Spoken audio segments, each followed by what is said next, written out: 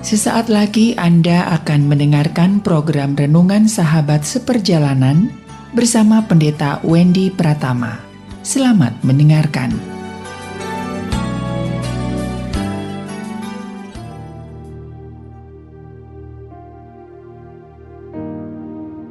Selamat berjumpa kembali dalam layanan audio Sahabat Seperjalanan. Hari ini adalah hari Minggu 23 April 2023. Tema renungan saat teduh kita dengan judul Wanita yang Dipuji Tuhan.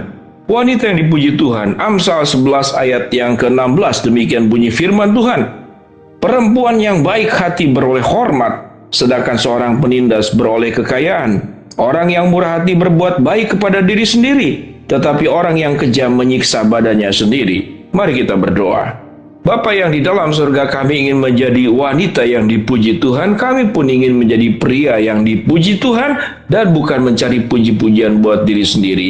Dalam nama Tuhan Yesus kami berdoa. Amin. Shalom sahabat seperjalanan yang dikasihi Tuhan. Wanita yang dipuji Tuhan. Kalau berbicara tentang diberi hormat, diberikan penghargaan, maka wanita identik dengan kecantikan. Seorang lelaki itu diberi hormat, diberikan pujian, biasanya identik dengan kekayaan. Seorang lelaki yang kaya raya, maka dianggap keren. Dan seorang wanita yang cantik sekalipun tidak kaya, maka dianggap cantik, dianggap keren. Itulah sebuah kehidupan. Apa itu wanita yang dipuji Tuhan? Dan apa juga menjadi pria yang dipuji Tuhan? Kita mencatat, perempuan yang baik hati beroleh hormat. Ayat ini juga berlaku buat lelaki. Lelaki yang baik itu beroleh hormat. Ayat 17. Orang yang murah hati berbuat baik kepada diri sendiri, tetapi orang yang kejam menyiksa badannya sendiri. Cukup menarik. Orang yang murah hati berbuat baik kepada diri sendiri. Yang namanya murah hati adalah perbuatan baik kepada orang lain. Tetapi kita mengatakan sewaktu kita bermurah hati kepada orang lain, maka kita sedang berbuat baik kepada diri sendiri. Lalu apa kaitannya dengan wanita yang dipuji Tuhan atau menjadi pria yang dipuji Tuhan?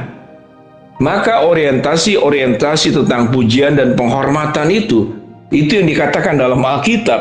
Tetapi orang yang kejam menyiksa badannya sendiri.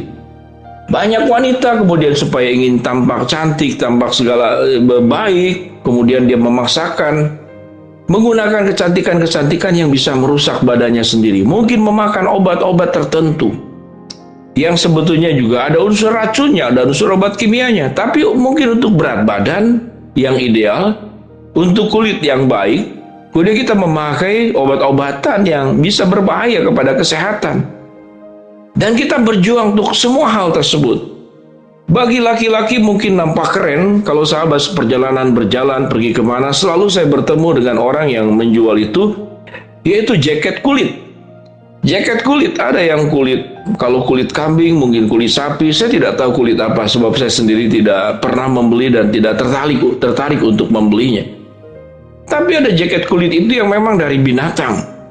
Ada jaket kulit itu kancingnya itu dibentuk daripada cula badak. Jadi supaya keren, itu dia melakukannya. Dia berjuang untuk menjadi orang yang terhormat.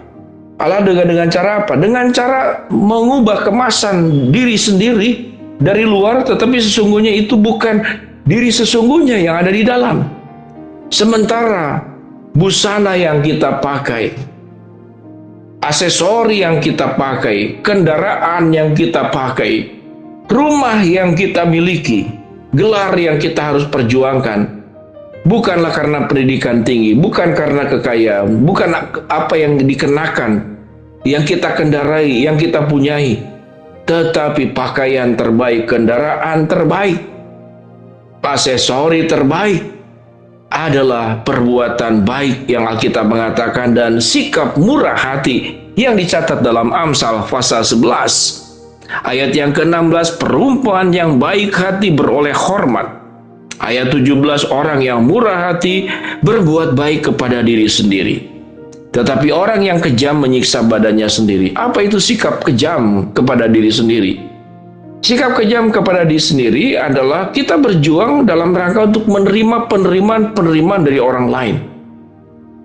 Kadang-kadang ada budaya-budaya yang sesungguhnya itu merusak tubuh.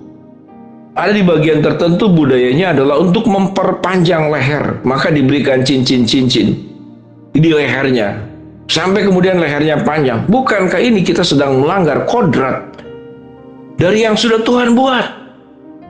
Ada orang supaya nampak kelihatan cantik atau itu jadi budaya, kemudian telinganya dibuat menjadi sampai panjang ke bawah, dilubangi. Termasuk juga dengan tato-tato.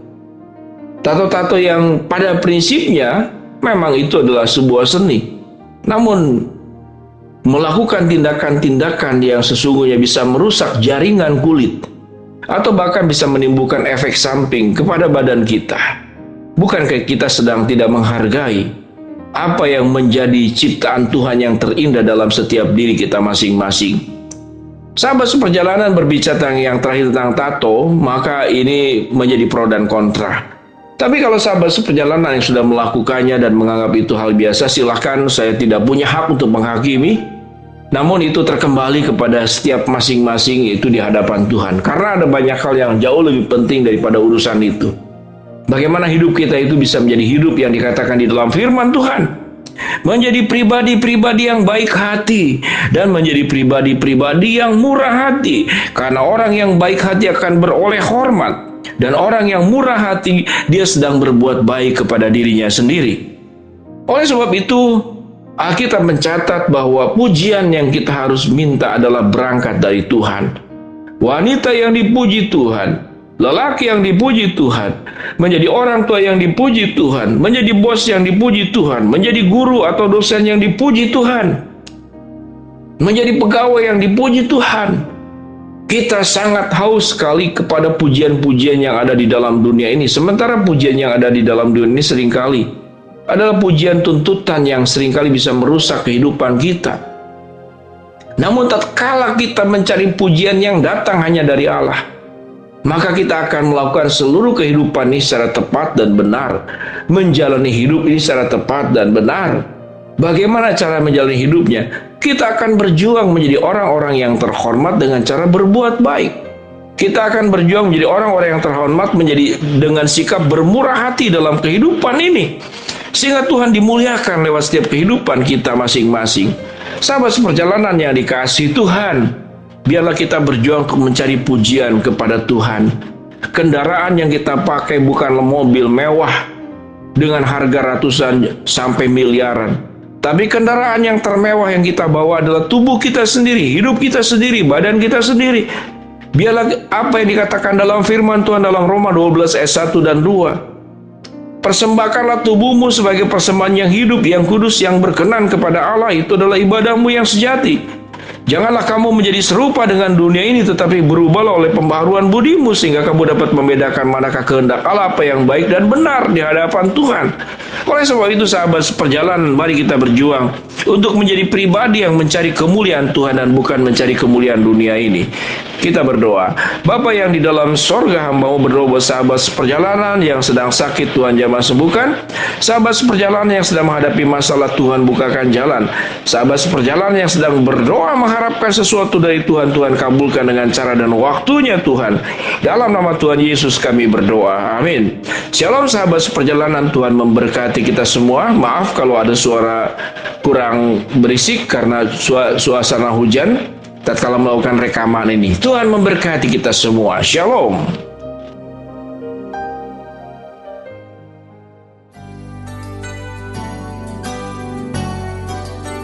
Anda baru saja mendengarkan program Renungan Sahabat Seperjalanan bersama Pendeta Wendy Pratama. Terima kasih atas perhatian Anda. Tuhan Yesus memberkati.